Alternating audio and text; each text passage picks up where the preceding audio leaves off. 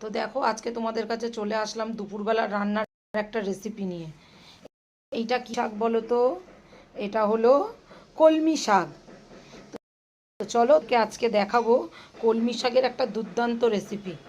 তো তার জন্য শাকটাকে আমায় ভালো করে ধুয়ে আর বড় বড় করে ডুম দিয়ে কেটে নিতে হবে তোমাদেরকে। তারপর নিয়েছি। আর এই কলমি শাকের ঘন্ট বানাতে লাগবে। এখানে বানাবো হচ্ছে কলমি শাকের ঘন্ট। তো দেখ, এখানে আলুগুলো আমি ছোট ছোট করে ডুম করে কেটে নিয়েছি, বেগুনও ডুম করে কেটে নিয়েছি। এবারে আলু বেগুনগুলো ভেজে তুলবো। আর লাগবে হচ্ছে পেঁয়াজ কুচোনো, রসুন কুচোনো, আর সবথেকে মূল যেটা ঘন্ট করতে লাগে সেটা হলো মাছের মাথা। আমি এখানে একটা কাতলা মাছের বড় মাথা নিয়ে নিয়েছি। ছোট মাথা হলে দুটো নিতে হবে, আমি এখানে একটাই বড় মাথা নিয়ে নিয়েছি। এইভাবে করবো রান্নাটা। তেলটা গরম হলে আলু বেগুনটা ভেজে তুলবো। মাথাটা ভাজা বসিয়ে দিয়েছি, একটু কড়া করে ভেজে নেবো মাথাটা। আর আলু বেগুন ভেজে তুলে নিয়েছি। তেলের মধ্যে দিয়ে দেবো কালো জিরে ফোড়ন, তারপর দিয়ে দিলাম রসুন কুচি। প্লিজ বন্ধুরা, বাড়িতে মিস্ত্রি কাজ করছে, তোমরা একটুখানি অসুবিধা হচ্ছে বুঝি, তোমরা একটু ম্যানেজ করে নিও। রসুনের পর দিয়ে দিলাম পেঁয়াজ কুচোনো।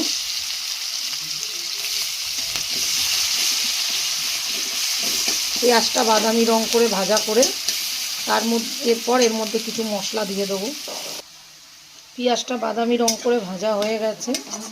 এবার আমি এর মধ্যে দিয়ে দেবো শুধু লঙ্কা আর হলুদ গুঁড়ো, লঙ্কার গুঁড়ো আর হলুদ গুঁড়ো জলে গুলে রেখেছি, মশলাটা দিয়ে দেবো।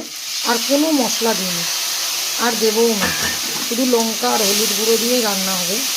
এবার এর মধ্যে দিয়ে দেবো মাছের মাথাটা, ভেজে রাখা মাছের মাথাটা দিয়ে দেবো মশলার সাথে। খুব ভালো করে কষাবো।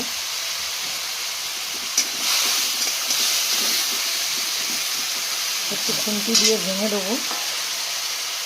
সামান্য একটু জল দিয়ে দেবো, মশলা বাটি ধোয়া দিয়ে খুব ভালো করে কষিয়ে নেব।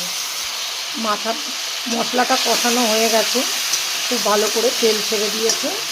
এবার আমি শাকটা দিয়ে দেবো, কেটে রাখা, এই যে বড় বড় ডুম করে কেটে রাখা কলমি শাকটা দিয়ে দেবো।